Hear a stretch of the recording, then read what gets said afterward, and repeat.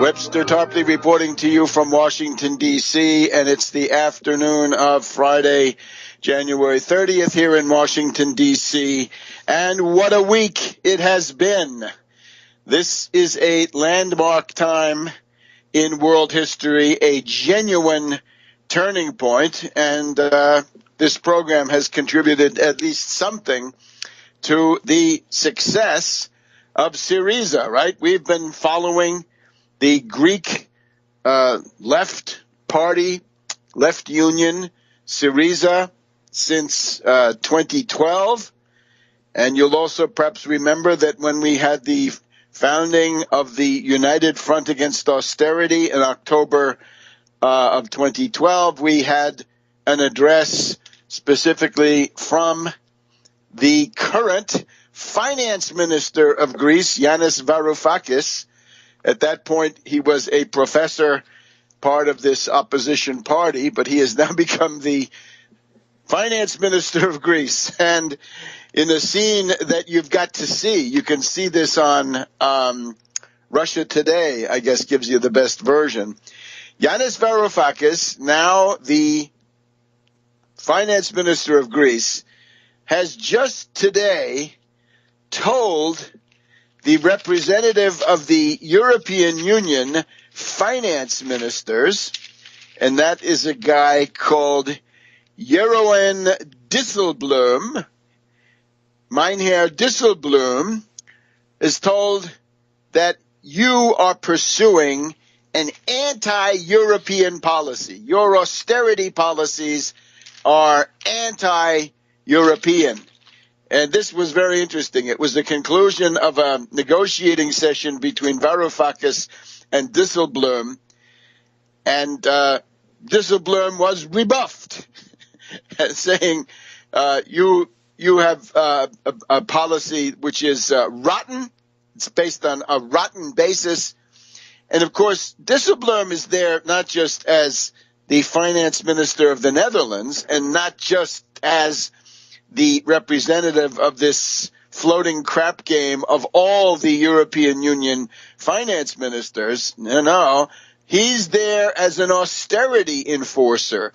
He's the bailout administrator, right? He's in the eyes of the Troika, he's the austerity man, right? So he's supposed to make sure that everything is done. This reminds me of the role of Parker Gilbert. Parker Gilbert in Germany in the 1920s was the U.S. reparations representative, right? He was supposed to make sure that the Germans paid up. Didn't matter what happened. They had to pay. So that's Dijsselbloem. Call him the bailout administrator. So the upshot is Varoufakis says, we will not negotiate with the Troika. We're not going to talk to the International Monetary Fund. We're not going to talk to the European Central Bank. And we're not going to talk to the European Commission under this Juncker, right, representative of bankers, right? Banker's boy from Luxembourg. That's all there is in Luxembourg these days is offshore banks, shady, unreliable. You get the idea. So that's a great day, and that certainly shocked this oligarch, right, this representative of finance predators. You should see the film. It's extremely awkward handshake at the end, right? Dijsselbloem can't wait to get out of the room. He's looking in the other direction. You can see him screwing his face up into this awful grimace as Varoufakis goes through the stuff. So that's just one scene out of all this. So we of the United Front Against Austerity and the Tax Wall Street Party, and that's, of course, taxwallstreetparty@gmail.com, taxwallstreetparty@gmail.com. We are happy to see this. We have done everything possible. You've been listening to the reports of Michael Chiotinis from Athens, both in 2012 and also more recently. Let's just sum up some of the lessons for the U.S., because we do not have a lot of time. The first lesson is a negative one. This week we had Chris Hayes come on MSNBC and saying, imagine if Occupy Wall Street took over the U.S. government. Well, sorry, Chris, this is exactly not what has happened. No way, Jose.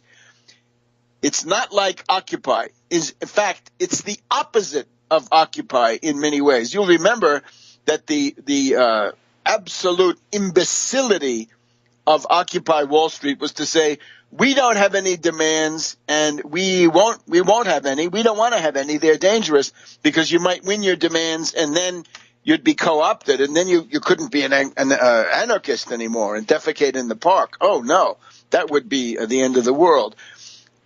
Remember, the Occupy program was that everybody was going to join you in the park. So therefore, what they talked about was not a program that would be of interest to everybody, but that would simply praise their General Assembly, their various mind-destroying methods, human microphone, and this consensus method, and this other straitjacket they put themselves in.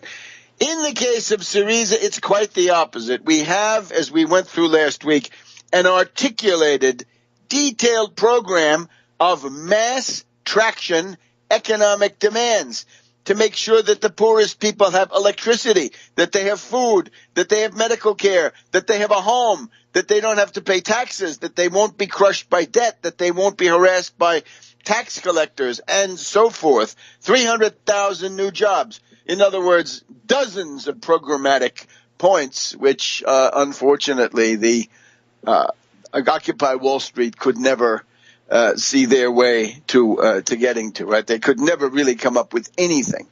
So, mass traction economic demands, and that's of course what we've been recommending. Also, the program of Syriza is a New Deal for Europe, a pan-European New Deal. Well, that's us. Occupy doesn't have it, but United Front Against Austerity and the Tax Wall Street Party certainly does. And this is not just pie in the sky. A 50% write-down on the Greek public financial debt.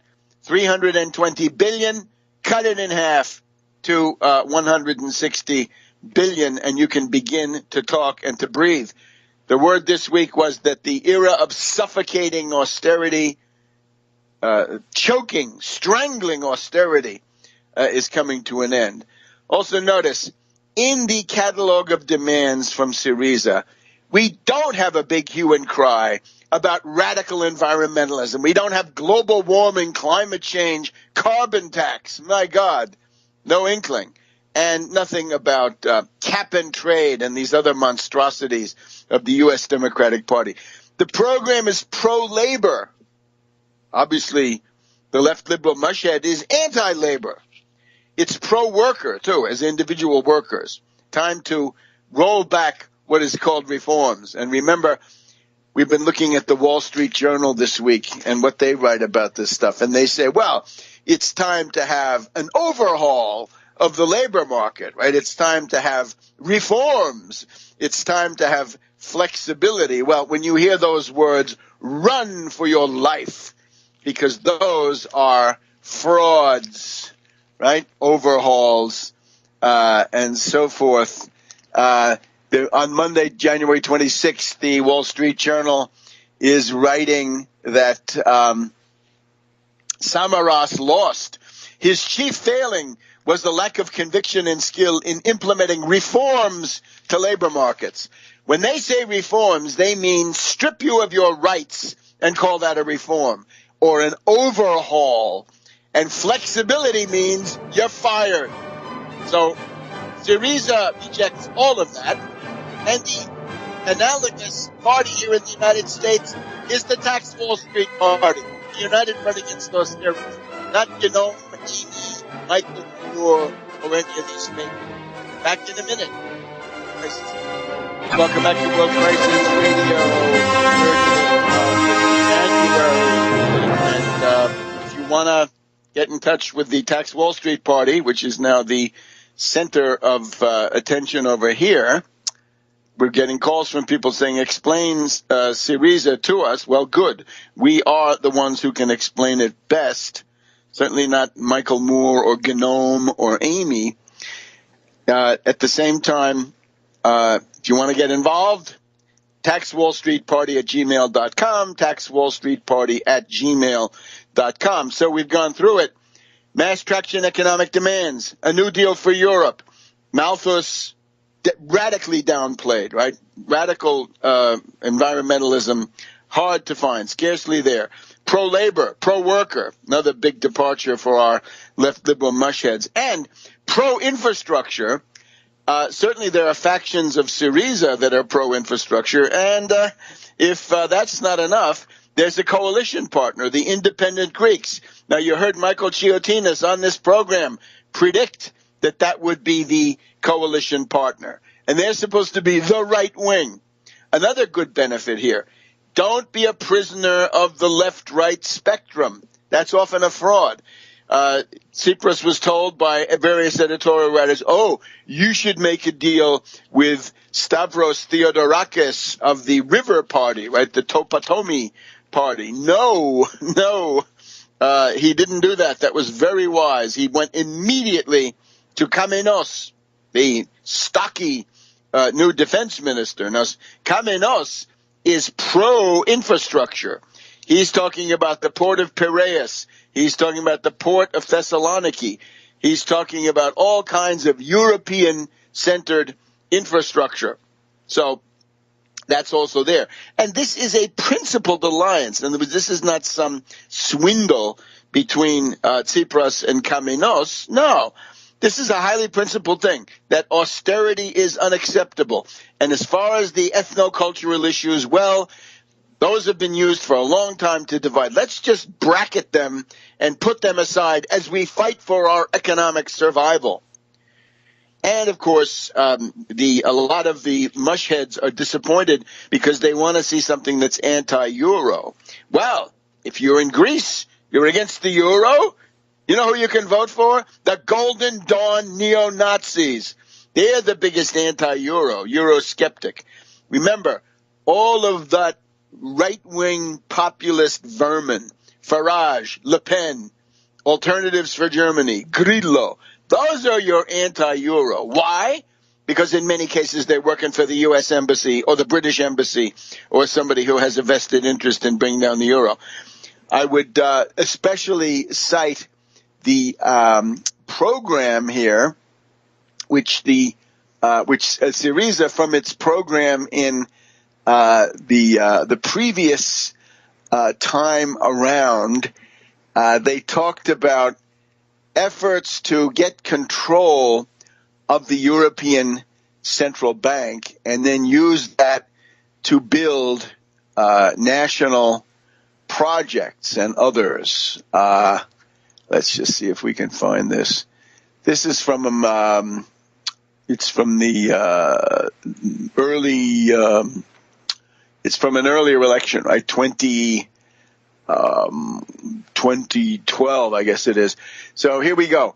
The proposal coming forward at that time, and this is an extremely radical proposal, to attack the so-called independence of the European Central Bank.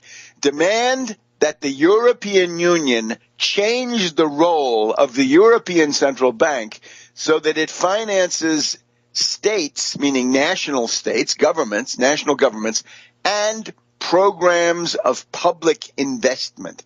And it's that program of public investment that I like most, because that is saying the infrastructure window. That would be the $6 to $7 trillion European infrastructure window. Demand that the European Union change the role of the European Central Bank so that it finances states. If you have a budget crisis, they've got to be in there. But above all, the public investment, because that is the path to the durable economic recovery. So that was Syriza by itself. And we know that that was discussed with Mélenchon, the leader of the French leftist forces in that year. Okay, to say it again, mass traction economic demands, New Deal, Nix Malthus, pro-labor, pro-worker, pro-infrastructure, not slave of the left-right spectrum, principled alliances, and above all, a firm focus on power. What the anarchist, of course, says is a scandal. Shouldn't do that. Now, so we'll talk about some of the good things they did, just savor the moment. On Monday, 26th of January, what was Tsipras' day like? Well, first thing, he wrapped up the coalition, voted, he's officially prime minister, brings in Knos and the independent Greeks. Kaminos gets the defense ministry. First thing he does, goes to visit the monument to the victims of Nazi terror and SS terror at Kaizerani. 200 Greek resistance fighters slaughtered by the SS. That sets the stage for the negotiation with Merkel. Then receives the Russian ambassador, gets a personal letter from Putin. Be a good idea to go to Moscow soon. The Greek finances are going to get tight towards the end of February, the end of next month, in the beginning of March. And having seen what Putin was capable of doing in the case of Yanukovych, I would strongly suggest that an infusion, let's say, of about 5 billion euros or dollars would be a good starting point. I would recommend that Russia get ready for 5 billion now and 5 billion later on, because this experiment must not fail.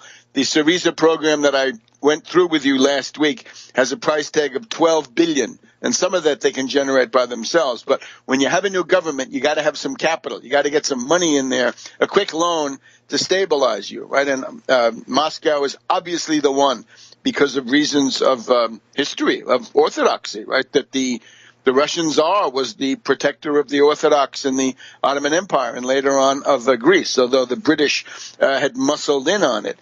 So that was the Russian ambassador.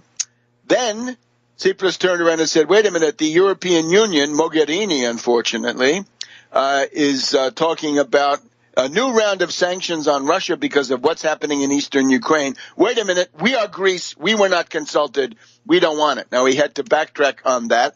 That may not be the last word. And then we have Varoufakis and others coming forward. On Wednesday, the government announced that privatization would stop. And this is important. They avoided a Chinese takeover of Piraeus and of Thessalonica and of the main public utility. If you are self-respecting economic, you do not sell off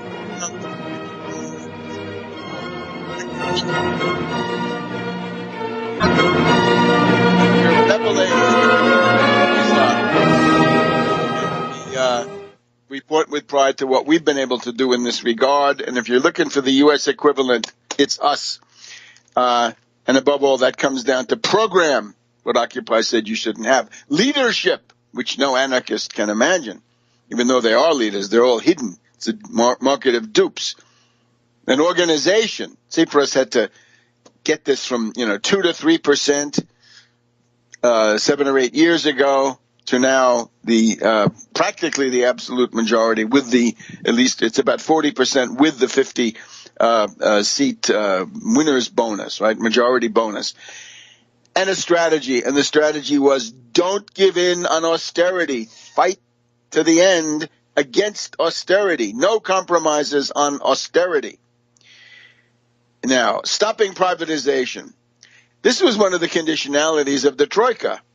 And now the Chinese government says they're deeply concerned. I strongly suggest the Chinese government to reconsider their position and suck it up, because it is just inadmissible to think that Piraeus and Thessalonica, and the utilities and the other crown jewels would go into foreign hands. Economic globalization has gone too far. The Chinese have done quite enough, thank you, in these other countries, right? These other countries have got to do it, especially Europe, on their own. Now, this was the turning point for some of these characters from the socialist internet. Socialist is in quotes now. Martin Schulz, the rubbery-looking hack who is the SPD, the social democratic faction in the European Parliament. He was there and he said, how dare you? You can't stop privatizations, said the socialist leader. Well, then we had Sigmar Gabriel. Sigmar Gabriel is the head of the SPD, the German Social Democrats, and he is the deputy prime minister of Germany, right? He's Merkel's right-hand man. He lets Merkel stay in office. Can you imagine that? And he started whining, how dare you stop this? And then many of these people say, gosh, it's lucky that we don't really need you anymore because we've found ways over the past 3 years to make sure that if you leave, it won't hurt us. They're talking through their hat. It would hurt them plenty. It would hurt them beyond description.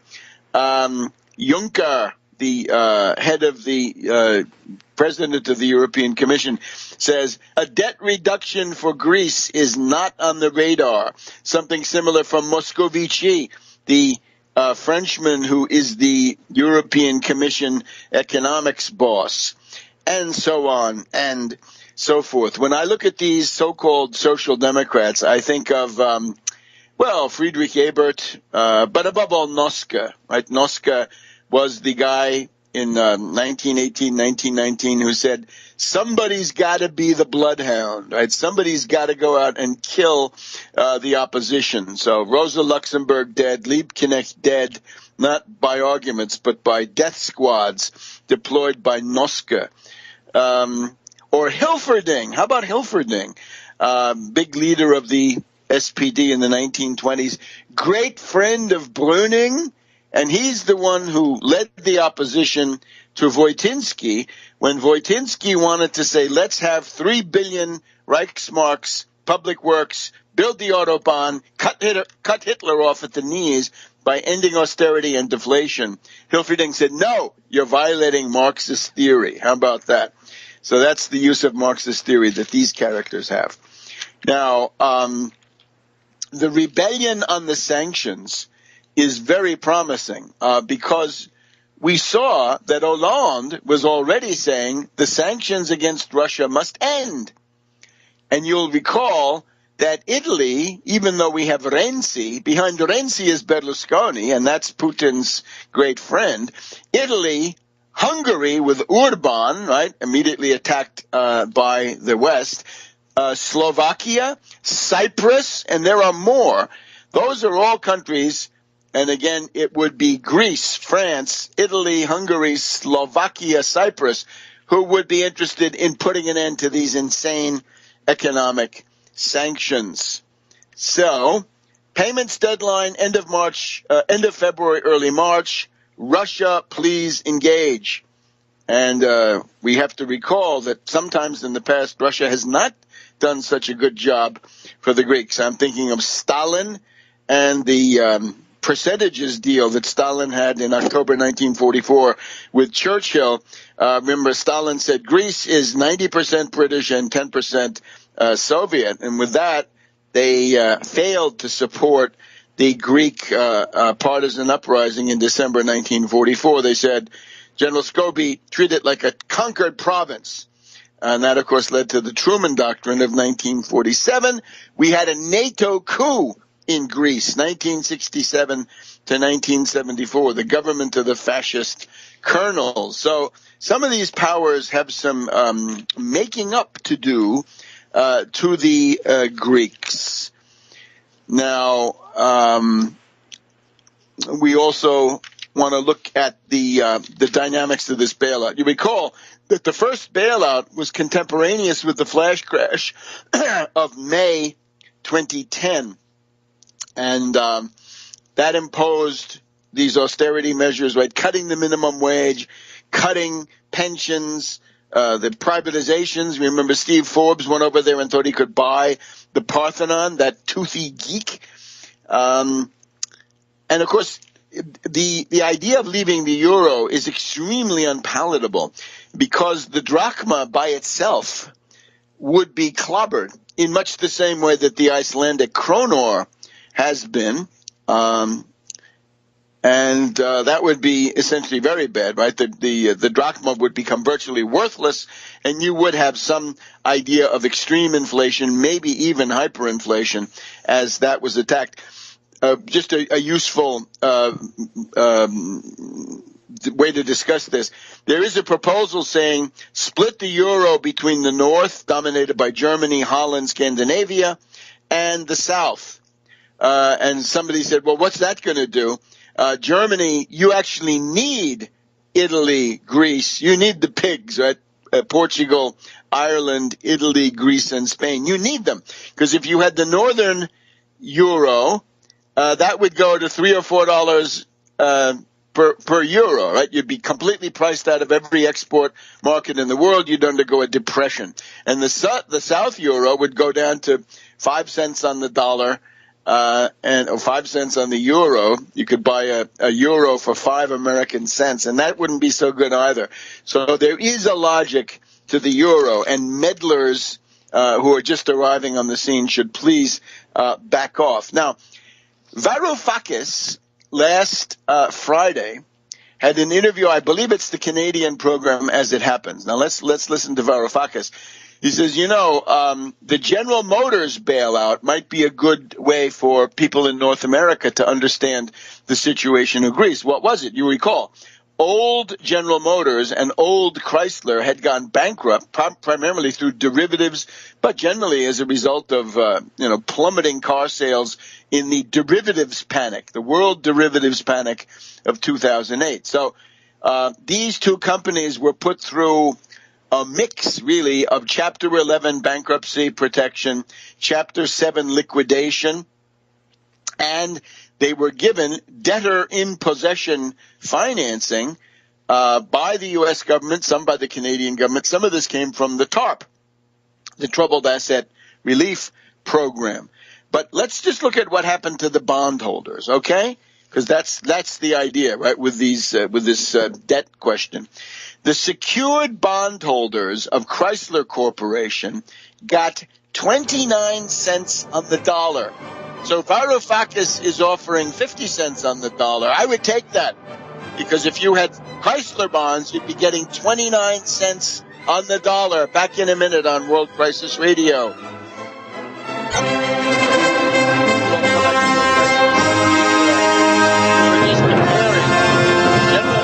Bailout of 2009 and the Chrysler bailout of 2009 with the proposed haircut, the cutting in half, writing off of half of Greece's current $320 billion debt. Now remember, there are only 11 million Greeks. So if it's 320 billion euros, this comes out to about 34,000 euros per person. Is too much. And remember the proposals, right? The average pension with the Syriza program is to raise that pension from about 575 euros per month to 750 euros per month. And it's going to take a lot of months to get 34,000 euros. So that's unsustainable. That was done by these cretinous advisors. One of the good things Varoufakis did was to fire a bunch of pro-IMF consultants and other parasites who were working for the finance ministry and bring back the cleaning ladies, a little bit of economic justice, a little bit of class-conscious economic policy. It's a good idea.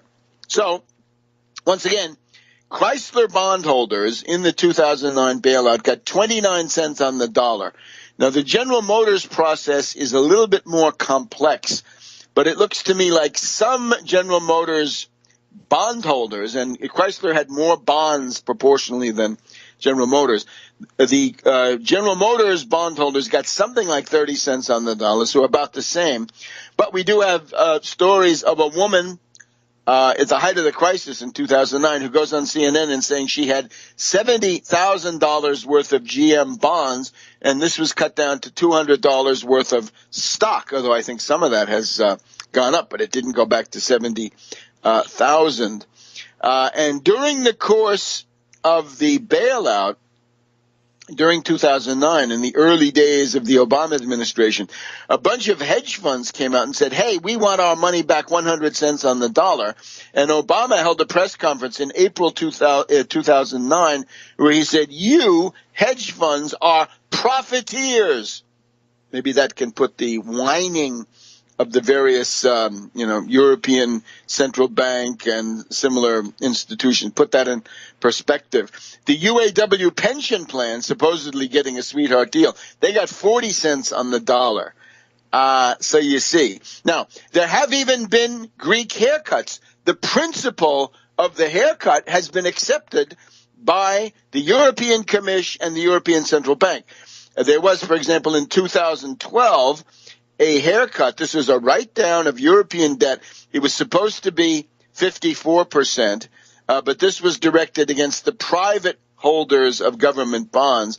So it meant that through various machinations, the haircut didn't amount to anything because all of the people who were shielded were things like the European Central Bank, and then they had to be compensated and made whole, and as soon as you did that, you added that to what the Greeks owed. So that's why we're still at this huge debt, which has gone up, right, from 120% of GNP to 170, 180% of GNP. Now, Tsipras is going to France this coming week and to Italy. It is time for persons of goodwill everywhere to manifest their support for Tsipras and Syriza. You can do this wherever there is a European Union office. Go there and protest. Down with Juncker. Down with Moscovici. Down with Draghi in the European Central Bank, of course. Wherever there's an International Monetary Fund office. Down with you. You're the Troika. Down with the Troika in general. If there's a German consulate, BRD consulate, right? Bundesrepublik Deutschland, go there and protest. If there's a Greek consulate, go and give them some moral support. You get the idea. But it's time to move. It's time to move in this direction. Rippling out from Greece, there are two layers, right? One is the first that I've just gone through, that Italy, conceivably even France, but Hungary, Slovakia, Cyprus, and others could say enough with this, enough with the sanctions against Russia, economic choking, and enough with this lunatic austerity program. Enough with Schäuble.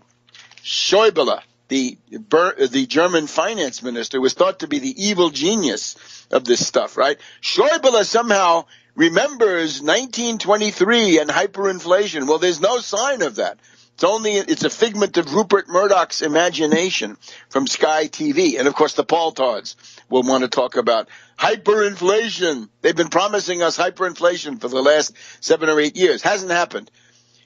But what Schäuble doesn't remember is the crash of 1929, which within 4 years gave you Hitler. And in particular, the Brüning government from the spring of 1930 to the summer of 1932, by cutting 2 billion marks at that time out of the German budget, imposed killer austerity, wrecked the political system, wrecked the financial system, and opened the door wide to Hitler. So again, deflation is worse than hyperinflation. Deflation leads to fascism. Italy, 1922, as a result of the deflationary crash of 1920. Germany, same story, 1929 to 1933, Hitler's seizure of power.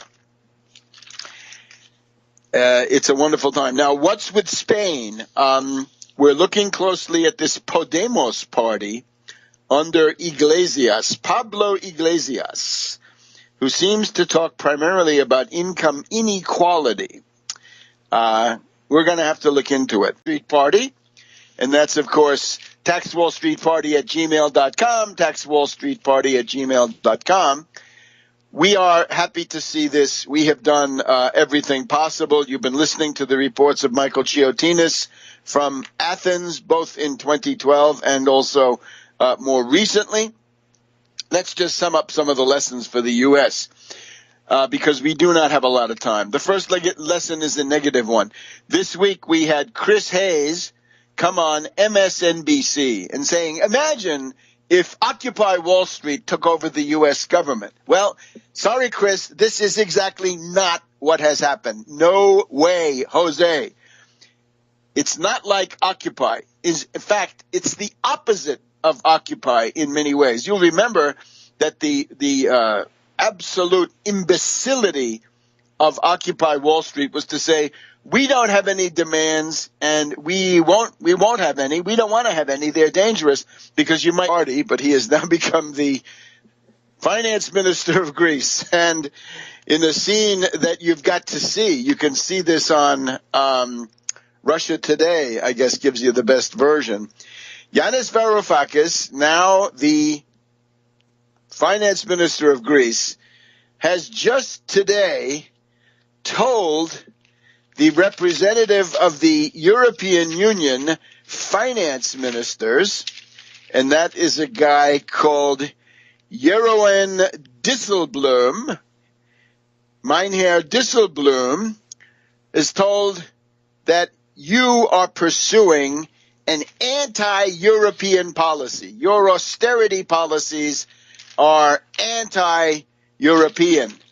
And this was very interesting. It was the conclusion of a negotiating session between Varoufakis and Dijsselbloem, and Dijsselbloem was rebuffed, saying, Varoufakis says, we will not negotiate with the Troika.